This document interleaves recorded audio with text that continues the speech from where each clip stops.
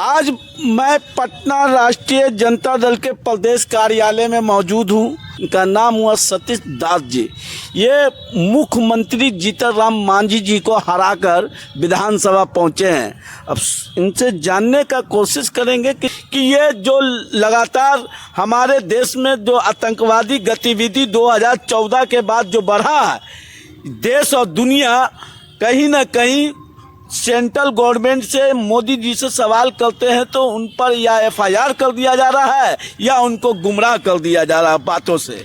देखिए, सबसे पहली बात तो हम बता दें कि जैसे ही पहलगांव में हमला होता है उसकी जितनी निंदा हम सब लोग करें वो कम है। इस तरीके से नृशंस जो हत्या किया गया उसके लिए हम सब पूरा देश शर्मसार है। सबका आँख नम हुआ होगा उन दृश्य को देख करके। लेकिन उसमें भी अफसर किसने ढूंढा? छत्तीसगढ़ बीजेपी के ट्विटर हैंडल से क्या शेयर किया गया कि धर्म पूछा जाति नहीं। अरे भाई, यहाँ धर्म और जाति का क्या सवाल है? आतंकवाद का कोई जाति होता है क्या? आतंकवाद तो आतंकवाद है जिसकी जिम्मेवारी भारतीय जनता पार्टी का TCL। बताइए, विधायक जी पूछ रहे हैं आतंकवाद का कौन जाति होता है, कौन धर्म होता है? अरे उसकी भी धर्म पूछ लेते। सैयद आदिल हुसैन शाह, एक घोड़सवार जिसने आतंकवादियों से कहा कि भैया मेरे रोजी रोजगार पे नहीं मारो, इन पर्यटक बेगुनाहों को नहीं मारो, और उसने राइफल छीनने की कोशिश की और उसको भी गोली मारने का काम किया। क्या उसकी चर्चा किसी बीजेपी के लीडर ने किया? तो ये नफरत फैलाने वाले लोग हैं। हम इस आतंकवादी घटना पे हम राजनीति नहीं करना चाहते हैं, लेकिन जवाबदेही जिम्मेवारी तो तय होनी चाहिए। 2019 में जब पुलवामा का हमला हुआ था जिसमें हमारे वीर जवान मारे गए थे, क्या किसी की जवाबदेही तय हुई? आज तक कोई जांच रिपोर्ट आया? और ये बताना चाहिए भाई कि इतनी बड़ी घटना घटी, धारा 370 आपने हटाया, आपने पर्यटकों को विश्वास दिलाया कि आप आइए, यहाँ अमन चमन बहाल हो गया है, उसके बाद इस तरह का घटना घटता है तो भाई इसके लिए जवाबदेह के है। जनवरी में 2 यूनिट जो बटालियन CRPF का उसी जगह पहलगांव में जो स्थापित था उसको किसने हटाने का काम किया? सवाल तो ये है ना। प्रधानमंत्री अपने विदेश दौरा रद्द करके भारत आते हैं, बहुत खुशी होता है, लेकिन ऑल पार्टी मीटिंग में क्यों नहीं शामिल होते हैं? वो आकर के यहाँ मधुबनी में आकर के भाषण देते हैं, नीतीश कुमार जी के साथ में खिलखारियाँ लगाते हैं, और जिस दिन हमला होता है उसी सांझ में नीतीश कुमार जी लूप्त उठाते हैं। बीजेपी के सारे मंत्री, डिप्टी CM नीतीश कुमार ताली बजाते हैं, एयर का रंगारंग प्रोग्राम चलता है, सतरंगा प्रोग्राम देखने का काम करते हैं। तो क्या मेन स्ट्रीम मीडिया इन लोगों से सवाल पूछेगी? हमारा सवाल है, क्या गृह मंत्री और भारत के प्रधानमंत्री को इस हमले पर अभी तक प्रेस कॉन्फ्रेंस करना चाहिए कि नहीं? उन लोगों ने कहा कि भैया हमने पाकिस्तान में शिमला समझौता था जो पानी का, उसको बंद कर दिया। तो भैया ये तो पुलवामा हमला के बाद भी आपने बंद किया था, तो चालू फिर कब कर दिया? पुलवामा हमला के बाद भी ये समझौता बंद किया था कि नहीं किया था? तो फिर चालू कब किया बीच में आपने? ये बगैर संसद को, बगैर देश को बताए आपने चालू कर दिया था।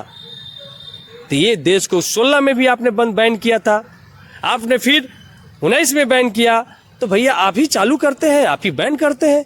तो ये बात देश को बताना चाहिए। और ये देश जो जिनकी हत्या हुई है इसका जवाबदेह कौन है? क्या भारत का जो सुरक्षा व्यवस्था का जो जिम्मेदार गृह मंत्री वो है कि नहीं है? पूछता है इंडिया। अब कहाँ गए? पूछता है इंडिया वाला। पूछता है इंडिया कि हमला कैसे हुआ, आतंकवादी 1.5 घंटा तक कैसे तांडव मचाता रहा।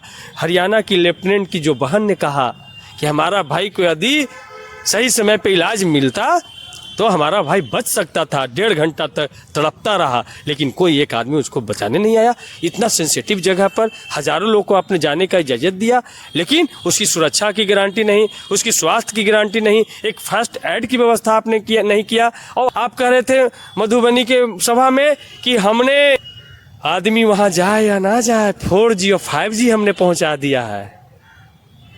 लेकिन मेडिकल सुविधा हमने नहीं पहुंचाया। अच्छा, एक बात है सर कि इन्होंने 8 नवंबर की रात में जो नोटबंदी लेके चले आते हैं, बिना देश को जनता को विश्वास में लिए, बिना विपक्ष को विश्वास में लिए, और नोटबंदी लेकर चले आते हैं, बोलते हैं कि आतंकवादियों का हमने कमर तोड़ दिया।